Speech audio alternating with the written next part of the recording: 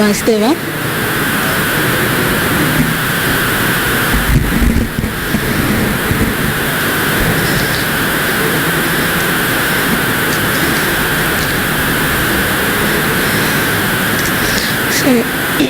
ఈరోజు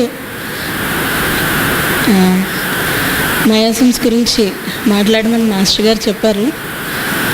ఆయన దగ్గరికి వెళ్ళి ఆయన క్లాసులకి వెళ్ళి రాసుకున్న నోట్సే నేను చెప్పేస్తున్నాను. సో మయాసిమ్స్ గురించి తెలుసుకునే ముందు బ్రీఫ్గా అసలు ఒక హోమియోపతిక్ ఫిజిషియన్కి ఉండాల్సిన క్వాలిటీస్ ఏంటో మనం నేర్చుకుందాం మాస్టర్ గారు చెప్పినవి. So first mission of the physician అంటే so the highest ideal cure ఎప్పుడు వస్తుంది అంటే when he restores the sick to health to cure as it is termed. అంటే సో హానిమన్ గారు మనకి కొన్ని ప్రిన్సిపల్స్ ఇచ్చారు. ఆ ప్రిన్సిపల్స్ ప్రకారం మనం ఒక కేసుని ట్రీట్ చేస్తూ వెళ్తే మనకి ఐడియల్ క్యూర్ అన్నది వస్తుంది. సో ఆ ఐడియల్ క్యూర్ చేయాలి అంటే మనకి ఒక ఫిజిషియన్కి కొన్ని క్వాలిటీస్ కూడా ఉండాలి. అందులో మొట్టమొదటిది అన్ప్రిజుడైజ్డ్ అబ్జర్వర్. అండ్ ఆ ఫిజిషియన్కి అంటే he should not have any biased ideas. అంటే మనం ఇప్పుడు మనకి ఒక పేషెంట్ వచ్చారు, కడుపు నొప్పితో వచ్చారు లేదా తలనొప్పితో వచ్చారు. తలనొప్పి ఉంది కదా, సరే ఈ మందు వేసేయండి, కడుపు నొప్పి ఉంది కదా ఈ మందు వేసేయండి అని మనం అలా పిన్ పాయింట్ ఒక ప్రాపర్ కేస్ హిస్టరీ లేకుండా మనం మెడిసిన్ ఇచ్చేయకూడదు. సో ఫస్ట్ ఈ ఒక అన్ప్రిజుడైజ్డ్గా ఒక బయాస్డ్ ఐడియా లేకుండా ప్రాపర్ కేస్ టేకింగ్ తీసుకొని then we should proceed in treating the case. So ఇలా చెప్తున్నప్పుడు హానిమన్ గారు డిసీజెస్ని ఆయన 2 భాగాలుగా విభజించారు, acute diseases and chronic diseases. Acute diseases అంటే there will be some maintaining cause లాంటిది ఉండొచ్చు. అండ్ క్రానిక్ డిసీజెస్కి వచ్చేసరికి these are nothing but miasms అన్నమాట. Miasms are the primary causes of the suffering of the humanity అంటారు master గారు. వీటినే తెలుగులో విపాకములు అంటారు. ఈ విపాకాలే ఈ మనకి నిజమైన రోగ కారణాలు. సో ఈ మయాసిమ్స్ అన్నవి ఎలా వస్తాయి? 2 రకాలుగా మనకి వచ్చే అవకాశాలు ఉంటాయి. ఒకటి ఇన్హెరిటెన్స్, అది మనకి తరతరాలుగా హెరిడిటరీలా రావచ్చు. లేదంటే సెల్ఫ్ ఎక్వెంటెన్స్, అంటే మన మనసులో మన మైండ్ మన మెంటల్ ప్లేన్లో వచ్చే కొన్ని డీవియేషన్స్ వల్ల the body will become susceptible to the diseased state. So అది మనం మన చేతులారా చేసుకున్నది. So that is called self acquaintance అన్నమాట. సో ఇలా 2 రకాలుగా the humanity is being affected by the miasms అన్నమాట. సో ఈ మయాసిమ్స్ ఎంత మటుకు ఒక హ్యుమానిటీని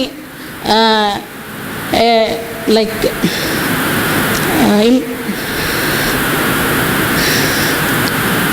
దాని ఇన్ఫ్లుయెన్స్ ఎంతలా ఉంది అంటే ఒక ఫిజికల్ ప్లేన్లోనే కాదు, it is changing the mental, moral as well as the spiritual nature of the man అనమాట. అంటే హయ్యర్ ప్లేన్స్లోకి అది అంతలాగా ఇన్ఫ్లుయెన్స్ చేస్తుందన్నమాట. So it disturbs the equilibrium of the vital action. అంటే మనలో ఒక ప్రాణశక్తి అనేది ఉంటుంది. సో ఆ ప్రాణశక్తి యొక్క ఈక్విలిబ్రియంని డిస్టర్బ్ చేస్తుంది. ఆ ప్రాణశక్తి యొక్క ఈక్విలిబ్రియం డిస్టర్బ్ అయినప్పుడు ద ట్రినిటీ ఆఫ్ లైఫ్ అంటారు. అంటే మనలో ఉన్న physical, mind and the vital planes ఈ 3 డిస్టర్బ్ అయిపోతాయి. ఈ 3 డిస్టర్బ్ అయినప్పుడు the man will go into a diseased state అనమాట. So this is the importance of the miasm. So without the thorough knowledge of this threefold origin అంటే మొట్టమొదటిగా Hahnemann గారు ఈ మయాసిమ్స్ని 3 రకాలుగా విభజించారు, psora, syphilis and sycosis. So ఆ తర్వాత ట్యూబర్క్యులర్ మయాసిమ్ కూడా డిస్కవర్ చేయబడింది. సో ఈ 3 గురించి మనకి థరో నాలెడ్జ్ లేకుండా మనం జస్ట్ ఒక మెటీరియా బేసిస్ మీద మనం కనుక మెడిసిన్ ఇస్తే we cannot get a ideal cure అనమాట. సో ఈ miasm it also affects the genetic structure of the humanity. So ఇలా ఈ జెనెటిక్ స్ట్రక్చర్ కూడా ఎఫెక్ట్ అయిపోయేసరికి కొన్ని జనరేషన్స్ మట్టుకు ఇది క్యారీ ఆన్ అవ్వబడుతూ ఉంటుందన్నమాట. సో ఇప్పుడు బ్రీఫ్గా అసలు మనం మయాజమ్స్ గురించి ఎందుకు తెలుసుకోవాలి అని తెలుసుకుందాం. సో ఇప్పుడు ఒక ఉదాహరణకి చికెన్ పాక్స్ తీసుకుందాం. ఒక ఊళ్ళో ఈ ఎపిడమిక్ వచ్చింది, చికెన్ పాక్స్ వచ్చింది. నేను పర్టికులర్గా నా స్కూల్ డేస్లో రాములంకల్ ట్రీట్ చేస్తున్న ఒక కేసు చూశానండి. ఒక 15 ఏళ్ళ అమ్మాయి, ఆ అమ్మాయి ఎగ్జామ్ రాయడానికి వెళ్తుంది. తనతో పాటు వెళ్తున్న ఒక అమ్మాయికి చాలా సివియర్గా చికెన్ పాక్స్ వచ్చింది, చాలా సివియర్గా. సో బట్ ఆ 15-20 డేస్ ఆ అమ్మాయి ఇద్దరు కలిసి పక్కనే కూర్చొని ఆటోలో వెళ్ళి ఎగ్జామ్ రాసి వచ్చేవారు. కానీ ఆ ఏజ్లో ఆ అమ్మాయికి she didn't get the chicken pox. అంటే though she sat beside that girl, ఆ అమ్మాయికి అది అంటుకోలేదు. But the same girl when she entered into her 20s she got affected. ఆ అమ్మాయి కనీసం చికెన్ పాక్స్ వచ్చిన వాళ్ళతో కూర్చోవడం కానీ, వాళ్ళతో మాట్లాడడం కానీ, వాళ్ళని చూడడం కానీ చేయలేదు. బట్ ఆ ఊళ్ళో ఎపిడమిక్ స్టార్ట్ అయింది ఆ సీజన్లో. Then she got affected. So ఎందుకు స్టార్ట్ అయింది? As the age grows the mind starts thinking. So ఒక మయాజం అన్నది ఫస్ట్ మెంటల్ ప్లేన్లో ఇట్ ఎఫెక్ట్స్. సో అంటే ఇలాగే హానుమన్ గారికి కూడా ఇటువంటి థాటే వచ్చింది. So he was treating many cases. But ఈ మయాజమ్స్ అన్న థియరీ మొదలు పెట్టక ముందు ఆయన మెటీరియమెడికా ఇదంతా కనిపెట్టిన తర్వాత ఆయన కేసెస్ ట్రీట్ చేస్తున్నప్పుడు సక్సెస్ఫుల్గానే ట్రీట్ చేశారు. కానీ కొన్ని రోజుల తర్వాత again the patient comes with the same symptoms with the increased intensity or the same intensity. Then he started thinking, ఇది కాదు, this is not the way. ఈ మళ్ళీ ఇలా కండిషన్స్ రిలాప్స్ అవుతున్నాయి అంటే దీని వెనక ఇంకేదో రీజన్ ఉంది. There is some subtle or latent thing which is going on in the human being అని అనుకొని he started again reading and he started again researching. Then he got the thought. ఆ thought నుంచే వచ్చింది Sora. So first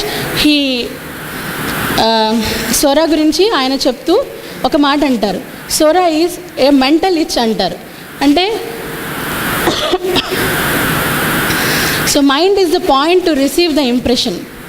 so ఎప్పుడు అయితే ఒక మనిషికి మనసులో అంటే ఆ మైండ్లో ఒక పర్వర్షన్ కానీ ఒక పొల్యూషన్ కానీ క్రియేట్ అవుతుందో, then he starts doing something which is against the nature of the law. అంటే నేచర్లో ఒక లా అన్నది ఉంటుంది.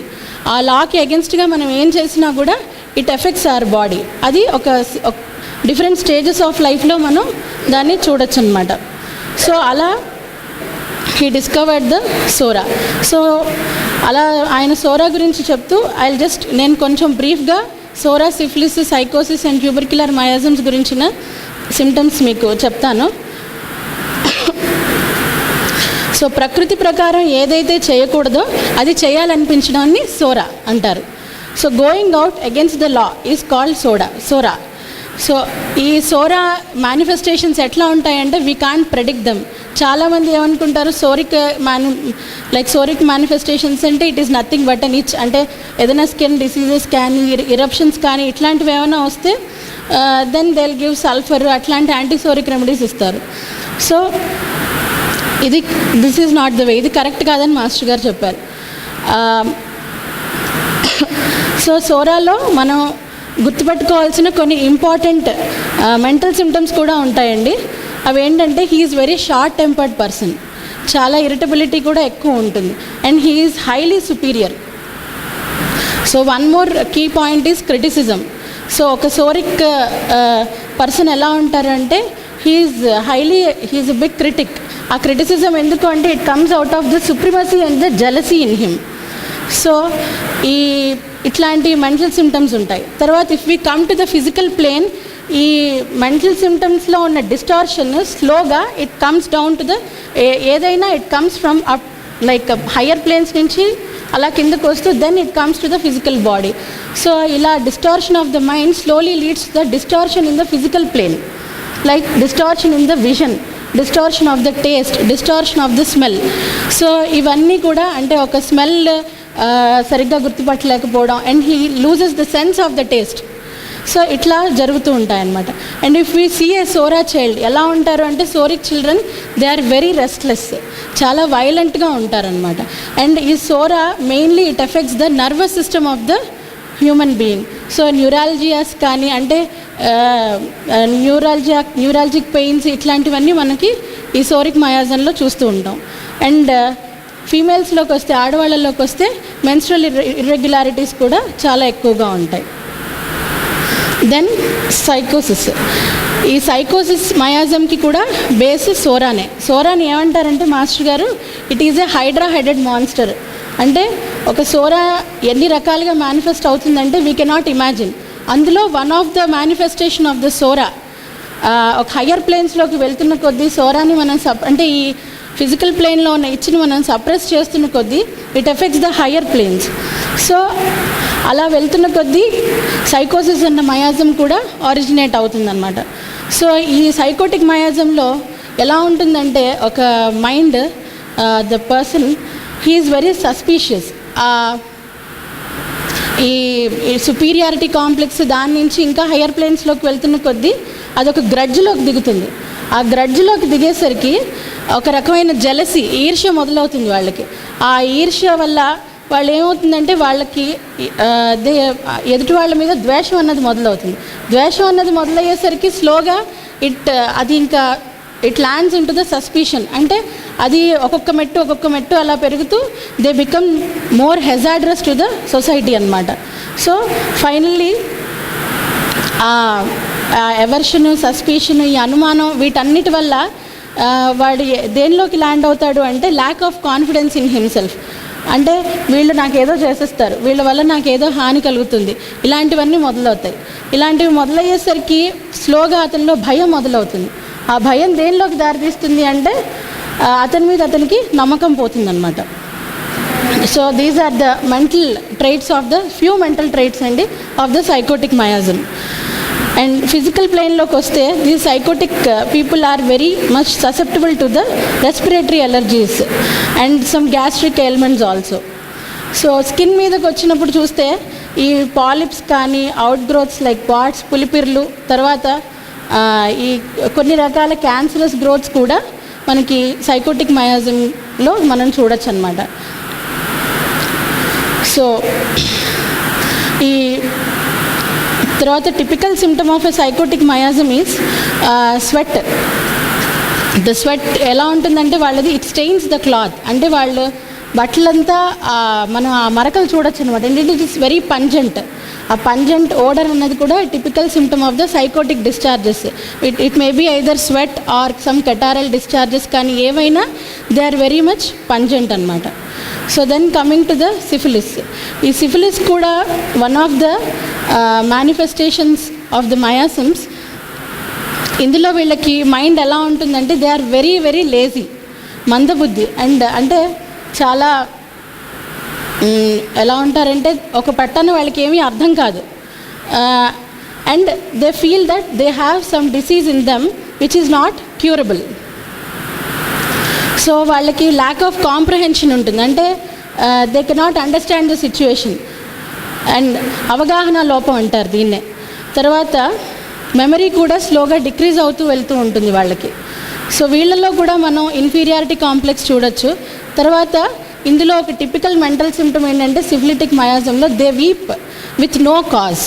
అంటే ఒక సెల్ఫ్ పిటీ అన్నది చాలా ఎక్కువగా ఉంటుంది సిఫిలిటిక్ మయాజంలో. So we see them they keep on weeping అన్నమాట. సో ఆత్మనింద ఒకటి ఉంటుంది వీళ్ళలో. అంటే నేనేదో పాపం చేశాను, అందుకే నాకు ఇలా అయింది, అందుకే నేను దేనికి పనికిరాను. సో ఇలాగా ఇటువంటి ట్రైట్స్ కూడా మనం చూస్తూ ఉంటాం అన్నమాట. ఫిజికల్ ప్లేన్లోకి వస్తే వీళ్ళలో కూడా ఈ హియరింగ్, తర్వాత విషన్ ఇంపైర్మెంట్, తర్వాత ఈ స్మెల్ ఇంపైర్మెంట్స్ కూడా మనం చూడొచ్చు. తర్వాత early symptoms of the old age ఒకటి సిఫిలిటిక్ మయాజంలో మనకి కనిపిస్తూ ఉంటుంది. అంటే వాళ్ళ వయసుకు మించి వాళ్ళు కనిపిస్తారనమాట. తర్వాత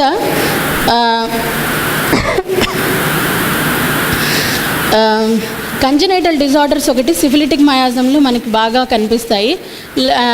తర్వాత బోనీ డిజార్డర్స్ అంటే డీకాల్సిఫికేషన్ ఆఫ్ బోన్స్, అంటే బోన్స్ తొందరగా బ్రిటిల్ అయిపోవడం, ఆస్టియోపోరోసిస్ లాంటివి రావటం, తర్వాత అల్సర్స్, బాయిల్స్ లాంటివి కూడా రావటం, ఇవన్నీ సిఫిలిటిక్ మయాజంలో మనకి బాగా కనిపిస్తూ ఉంటుంది. Then last but not the least tubercular miasm అండి. దీని గురించి మాస్టర్ గారు మనకి చాలా క్లియర్గా చెప్తారు. When psora intervenes with the sycotic miasm then we will see the tubercular miasm అనమాట. ఈ ట్యూబర్క్యులర్ మయాజం ఎప్పుడో ఎలా వస్తుంది అని చెప్పారంటే మాస్టర్ గారు, when there is a sudden shock to the vital ఫోర్స్కి ఏదైనా ఒక సడన్ షాక్ తగిలినప్పుడు దెన్ ఈ ట్యూబర్క్యులర్ మయాజం అన్నది వస్తుందని చెప్తారు. సో వీళ్ళ ట్యూబర్క్యులర్ మయాజంలో మెంటల్ ట్రైట్స్ ఎట్లా ఉంటాయంటే వీళ్ళు చాలా రెస్ట్లెస్గా ఉంటారండి. ఒక పట్టాన ఒక చోట ఉండరు, దే కీప్ ఆన్ మూవింగ్. అలాగే వాళ్ళు చేసే పనులలో కూడా అదే మనకి రిఫ్లెక్ట్ అవుతూ ఉంటుంది. ఇప్పుడు మనం ఒక పిల్లాడిని తీసుకొని, నాన్న ఇది ఇక్కడ కూర్చొని ఇది చదువు అని చెప్తే వాడు ఒక పారాగ్రాఫో ఒక పేజో వదిలేసి వెళ్ళిపోయి, అమ్మ నేను ఇది చదవను, నేను ఇక్కడ ఆడుకుంటాను. సో ఆ రెస్ట్లెస్నెస్ అన్నది ఈ ట్యూబర్క్యులర్ మయాజంలో మనకి బాగా కనిపిస్తూ ఉంటుంది అనమాట. సో ఈ ట్యూబర్క్యులర్ మయాజం అనేది it also affects the nervous system. ఆ నర్వస్ సిస్టమ్ ఎఫెక్ట్ అయినప్పుడు సో ఈ రెస్ట్లెస్నెస్ అన్నది డెవలప్ అవుతూ ఉంటుంది. సో ఈ ట్యూబర్క్యులర్ మయాజం గురించి చెప్తూ మాస్టర్ గారు ఏం చెప్తారంటే, ఈ మయాజంని కనుక మనం కరెక్ట్గా ట్రేస్ అవుట్ చేసి ఒక 30 to 40 years ఏజ్ లోపల మనం క్యూర్ చేయలేకపోయాము అంటే life long it becomes an incurable in a patient. So ఇది and one more thing is, ఇంకొక సిమ్టమ్ ఏంటంటే వీళ్ళకి తృప్తి అన్నది ఉండదు. సో ఈ తృప్తి లేకపోవడం వల్ల కూడా వాళ్ళకి ఆ రెస్ట్లెస్నెస్ డెవలప్ అవుతుంది. So they keep on changing the things. For example, ఇప్పుడు ఒక హౌస్ వైఫ్ని చూసామనుకోండి, ఆవిడ ఇల్లంతా బాగా సర్దుకుంటుంది. బట్ ఒక 2-3 రోజుల తర్వాత ఆవిడకి నచ్చదు, షీఈ్ నాట్ సాటిస్ఫైడ్. మళ్ళీ ఈ సోఫా తీసి అక్కడ, ఇది తీసి అక్కడ, అలా మారుస్తూ ఉంటారనమాట వాళ్ళు. సో ఇదొకటి. ఇంకొకటి ఫోర్మోస్ట్ ఇంపార్టెంట్ థింగ్ ఏంటంటే క్లెప్టోమేనియా. చిన్న వస్తువులకి వాళ్ళు కక్కుర్తి పడుతూ ఉంటారనమాట. So they are well acquainted, అంటే వాళ్ళకి చాలా ఆస్తి ఉంటుంది, అన్నీ ఉంటాయి, they are well equipped with everything. కానీ ఎదుటి మనిషి దగ్గర ఉన్న పెన్నో లేకపోతే ఒక పర్సో ఏదో ఒక చిన్న వస్తువు నచ్చుతుంది. సో ఎవరికి తెలియకుండా వాళ్ళకి టైం దొరికినప్పుడు వెళ్ళిపోయి అది తీసుకొని వచ్చేస్తారు. దాన్ని క్లెప్టోమేనియా అంటారనమాట. So this is the one of the key notes of tubercular miasm అండి. తర్వాత వీళ్ళు మెంటల్గా చాలా ఇంటలెక్చువల్గా చాలా కీన్గా ఉంటారు and they are very active mentally. But ఫిజికల్గా చూసేసరికి they are very thin, lean. అంటే ఇప్పుడు ఫర్ ఎగ్జాంపుల్ చెప్తున్నాను, ఒక ట్యూబర్క్యులోసిస్ పేషెంట్ ఎలా ఉంటారు అలాగే ఉంటారు, చాలా స్కిన్నీగా, సన్నగా ఉంటారు.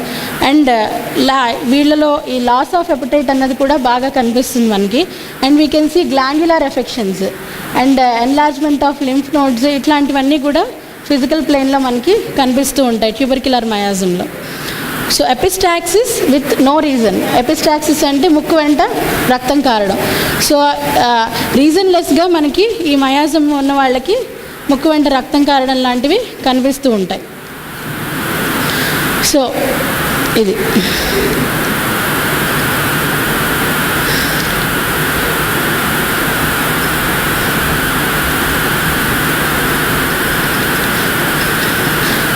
సో ఇప్పుడు మనం బ్రీఫ్గా కొంచెం ఈ 3 మయాజమ్స్ గురించి, వాటి యొక్క సిమ్టమ్స్ గురించి తెలుసుకున్నాం కదా. సో ఈ మయాజమ్స్ మెంటల్ స్పియర్ అంటే మాస్టర్ గారు చెప్తారు కదా. సో ఒక పేషెంట్ని మనం ట్రీట్ చేస్తున్నప్పుడు ఒక ఫిజికల్గా అంటే ఇతను కడుపు నొప్పితో వచ్చాడు, లేదా తలనొప్పితో వచ్చాడు, లేదా ఏదో హార్ట్ ఎయిల్మెంట్తో వచ్చాడు అని చెప్పేసి వాటిని బేస్ చేసుకొని మనం ఒక రెమెడీ సెలెక్ట్ చేయకూడదు. అలాగే ఒక మయాజం గురించి మనం తెలుసుకుంటున్నప్పుడు ఆ మయాజం యొక్క మెంటల్ స్పియర్ అంటే ఆ మెంటల్ స్పియర్లో కూడా ఆ మయాజం ఎంత మటుకు వర్క్ చేస్తుంది అన్నది కూడా తెలుసుకోవడం చాలా ఇంపార్టెంట్ అన్నమాట. సో చిన్న ఉదాహరణ చెప్పారు ఇక్కడ. ఇప్పుడు ఒక పేషెంట్ వస్తారు మన దగ్గరికి, వచ్చి నాకు పులిపిర్లు ఉన్నాయండి, లేదంటే చిన్న ఆనకాయల్లాగా వచ్చాయి. సో అంటే అనేసరికి మనం అదొకటి బేస్ చేసుకొని మనం మందు ఇవ్వకూడదు. సో ఆ పేషెంట్తో మాట్లాడుతున్నప్పుడు we can observe many mental symptoms in him, like anxiety కానీ, కాన్షియస్నెస్ కానీ, ఫియర్ ఆఫ్ డెత్ కానీ, ఇట్లాంటి కొన్ని సిమ్టమ్స్ మనం అబ్జర్వ్ చేస్తూ then we should select the remedy. So అలా చూసుకుంటున్నప్పుడు ఇందాక చెప్పుకున్నట్టు సోరాలో అయితే మనకి సుపీరియారిటీ కాంప్లెక్స్ ఇటువంటి మెంటల్ సిమ్టమ్స్ బేస్ చేసుకొని మనం మెడిసిన్ ఇస్తూ ఉండాలి. సో ఈ మెంటల్ సిమ్టమ్స్ గురించి చెప్తూ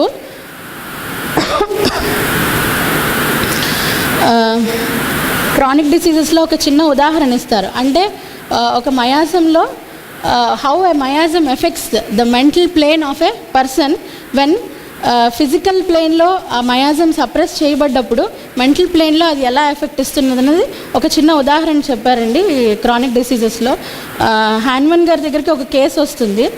ఆవిడకి she suffers with severe gonorrhoeal discharges after the labour.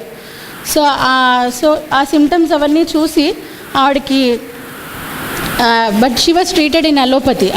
అలోపతిక్గా ఆవిడని క్యూర్ చేసినప్పుడు ఆవిడకి డిశ్చార్జెస్ అవన్నీ తగ్గిపోయాయి. But slowly she started landing into the memory failure, తర్వాత ఇట్లాంటి మెంటల్ సిమ్టమ్స్లోకి ల్యాండ్ అయింది. ఫైనల్గా ఆ కేసు ఏమైంది అంటే ఇట్ లీడ్స్ కంజెషన్ స్టార్ట్ అయింది, congestion of the meninges. So ఆ సెరిబ్రల్ అంటే మైండ్కి ఎఫెక్ట్ అయిపోయింది. When the discharges, sycotic discharges అనేవి సప్రెస్ చేయబడ్డప్పుడు ఈ suppressed miasm in that outer plane అది ఇంకా డీపర్గా వెళ్ళిపోయి it affected the mind or the brain of the patient and there started the congestion of the meninges. So ఆ meninges congestion వల్ల she finally landed into the memory failure. ఆ memory failure నుంచి గ్రాడ్యువల్గా ఆ congestion అనేది increase అవుతున్న కొద్దీ she landed into the delirium అండి.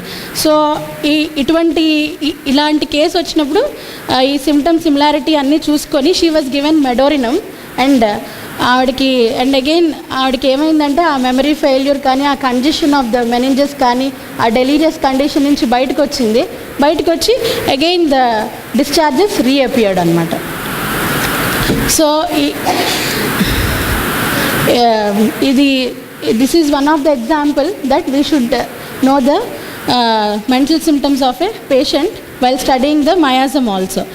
ఇంకొకటి ఏం చెప్తారంటే సిఫిలిటిక్ మయాజం గురించి చెప్తున్నప్పుడు it is through the mind the man since so through that he becomes the diseased. This is true in most of the cases disease emanating from lust. He thinks, he wills, he acts, and out of that comes the visible manifestation of the venereal disease. Venereal disease is nothing but the syphilitic miasm. ఆ syphilis అనేది ఎలా వస్తుంది? First ఆ mental ప్లేన్లో వాడికి ఆ thought distortion అనేది మొదలవుతుంది. అంటే he starts thinking about the things which he is not suppose to think, and then finally he acts that, he does that, and then when he does that it appears in the physical plane as a venereal disease. So a syphilitic eruption is not only a witness against the body that has sinned, but also it is a witness of the mind, against the spirit of the human being.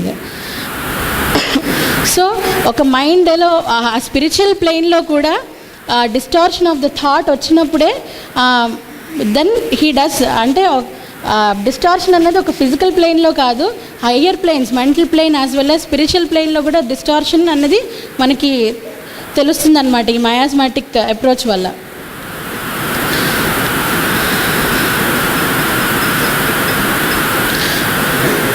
So ఈ combination ఈ mental సిమ్టమ్స్లో మనకి usually we see the combination of the miasms అనమాట. అంటే psora syphilis కానీ psora and sycosis కానీ ఇట్లా రెండు రకాల మయాజమ్స్ ఒక పర్సన్లో ఉన్నప్పుడు then we can see the the mental plane or the higher planes of the human beings are being affected. So ఇక్కడ సప్రెషన్ ఆఫ్ ద మయాజమ్స్ గురించి తెలుసుకుందాం అండి. సో ఒక మయాజం సోరిక్ ఎరప్షన్లో సప్రెషన్ అవుతే ఏమవుతుంది అన్నది ఒక చిన్న ఎగ్జాంపుల్ చెప్తాను. So removal of the psoric eruption from the skin was followed by innumerable ailments and grievous melodies.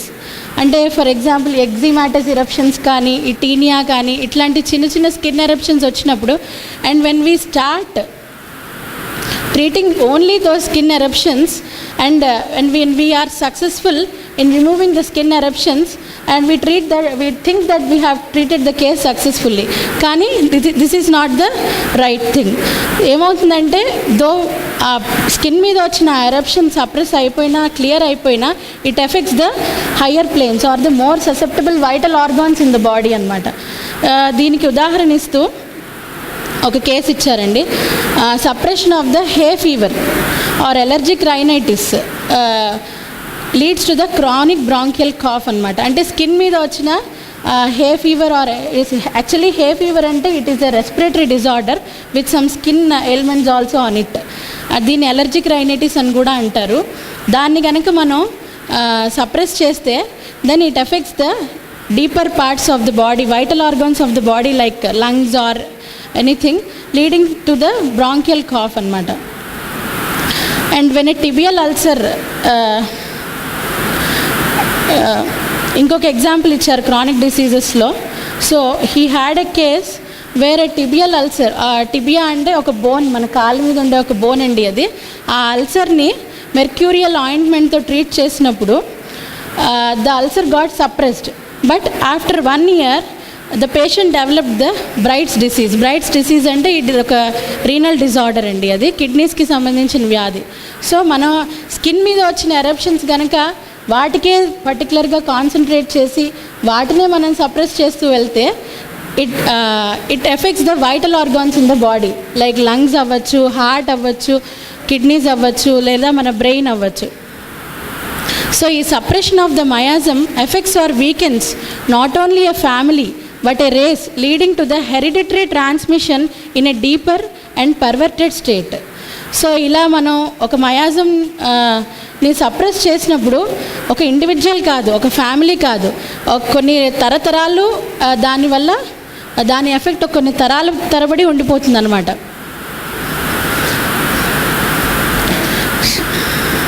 So ఈ మయాజమ్స్ గురించి చెప్తూ అక్యూట్ మయాజమ్స్ గురించి కూడా చెప్తారండి మాస్టర్ గారు.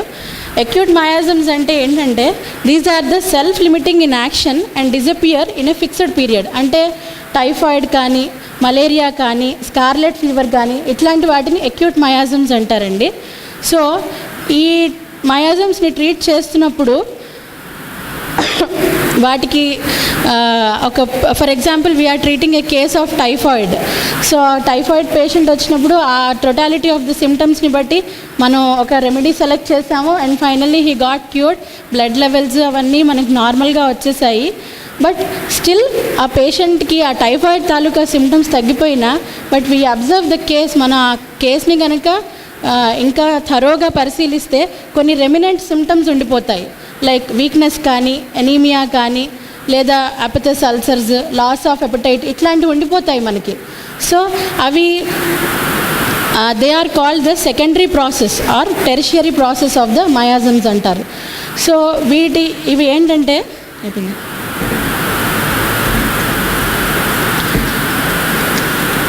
ఈ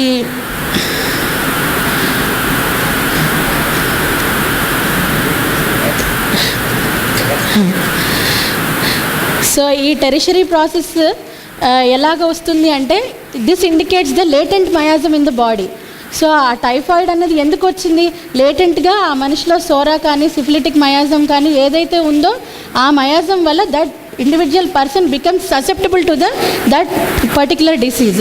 సో ఆ ఉన్న సిమ్టమ్స్ని బట్టి, ఆ టోటాలిటీని బట్టి మనం రెమెడీ, యాంటీ మయాజ్మాటిక్ రెమెడీ కనుక సెలెక్ట్ చేస్తే then we can get the ideal cure in that patient అని వాస్తవం.